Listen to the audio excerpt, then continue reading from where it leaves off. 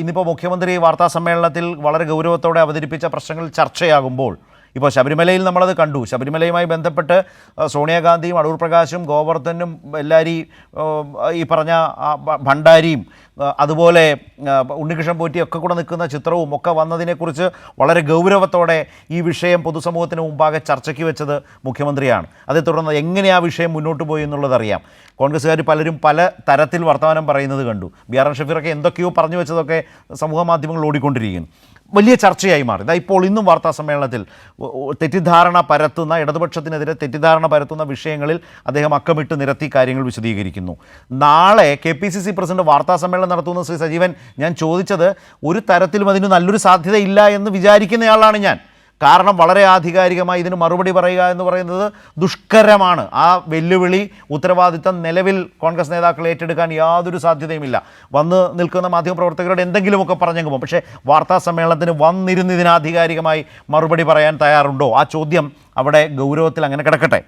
ഇവിടെ വളരെ പ്രധാനപ്പെട്ട ഒരു പ്രശ്നം, മുഖ്യമന്ത്രി ഈ വിഷയങ്ങൾ ഇങ്ങനെ ഏറ്റെടുത്ത് മുന്നോട്ട് കൊണ്ടുപോകുമ്പോൾ ശ്രീ സജീവൻ, കേരളത്തിലെ LDF, കേരളത്തിലെ UDFന്, അതിൽ തന്നെ കോൺഗ്രസിനും ലീഗിനും എത്രമാത്രം അതിനെ ഡിഫെൻഡ് ചെയ്യാൻ കഴിയും? മുഖ്യമന്ത്രി ഈ കാര്യങ്ങൾ ഓരോന്നും ചോദിക്കുന്നത് കേരളത്തിൻ്റെ ഈ ഒരു തെരഞ്ഞെടുപ്പ് സംവാദത്തിൻ്റെ ഒരു പൊതു അന്തരീക്ഷത്തെ കൂടുതൽ ശരിയായി രാഷ്ട്രീയം ചർച്ച ചെയ്യുന്നതിനത് ഇടവരുത്തുമോ, ഗുണം ചെയ്യുമോ?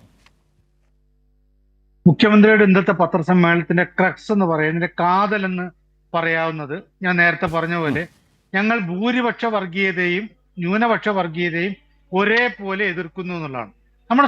നമ്മുടെ രാജ്യത്ത് ഏറ്റവും ഭീകരമായിട്ടുള്ള കാര്യം എന്താണെന്ന് ചോദിച്ചാൽ വർഗീയതയാണ്.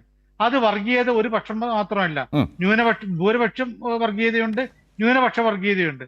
അതിന് രണ്ടിനെയും ഒരേപോലെ കണ്ടുകൊണ്ട് എതിർക്കുക എന്ന് പറയുന്നതാണ് മതേതര ജനാധിപത്യ വിശ്വാസികളായിട്ടുള്ള ആളുകളുടെയും രാഷ്ട്രീയ പ്രസ്ഥാനങ്ങളുടെയും ചുമതല.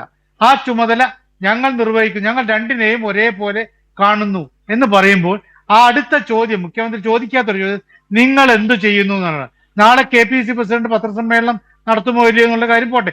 എന്നാൽ പത്രസമ്മേളനം നടത്തണമെന്നാണ് എൻ്റെ ആഗ്രഹം. അങ്ങനെ നടത്തുകയാണെങ്കിൽ അദ്ദേഹം മറുപടി പറയേണ്ടത് ഇതിനാണ്: ഞങ്ങൾ ഭൂരിപക്ഷ വർഗീയതയെ പോലെ തന്നെ ന്യൂനപക്ഷ വർഗീയതയും ഒരേപോലെ എതിർക്കും എന്ന് പറയാനുള്ള ആർജവം കാണിക്കണം. അതെങ്ങനെ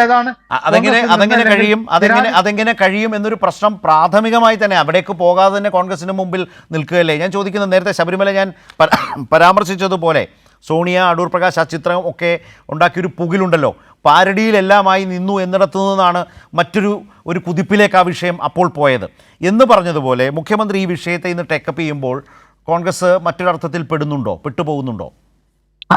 അതാണ് ശരത്ത് ഞാൻ പറഞ്ഞത്. ഇതിന് KPCC പ്രസിഡന്റ് മറുപടി പറയണമെന്ന് പറയുമ്പോൾ ഈ കാര്യം കൂടി വേണമല്ലോ. ന്യൂനപക്ഷ വർഗീയതയെ എതിർക്കുന്നു എന്ന് പറയുമ്പോൾ അവർ ഉത്തരം പറയേണ്ട ചില കാര്യങ്ങളുണ്ട്.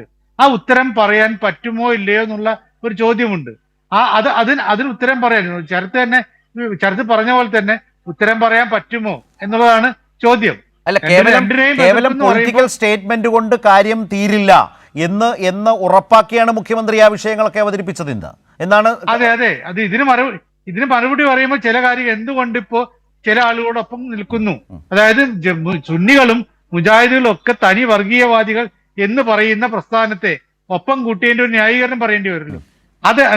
അത് പറയാൻ ഇവർക്ക് കഴിയുമ്പോൾ, അങ്ങനെ ആകുമ്പോൾ ഞങ്ങൾ ന്യൂനപക്ഷ വർഗീയതയെ എതിർക്കുന്നില്ല എന്ന് പറയേണ്ടി വരും. അതാണ് ജനം ഉറ്റുനോക്കുന്ന ചോദ്യം.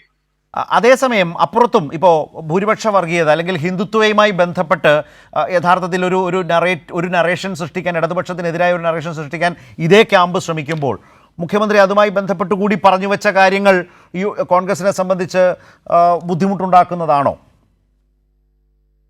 തീർച്ചയായിട്ടും അതാണ് മുഖ്യമന്ത്രി രണ്ടിനെയും എതിർക്കുന്നു പറഞ്ഞത്.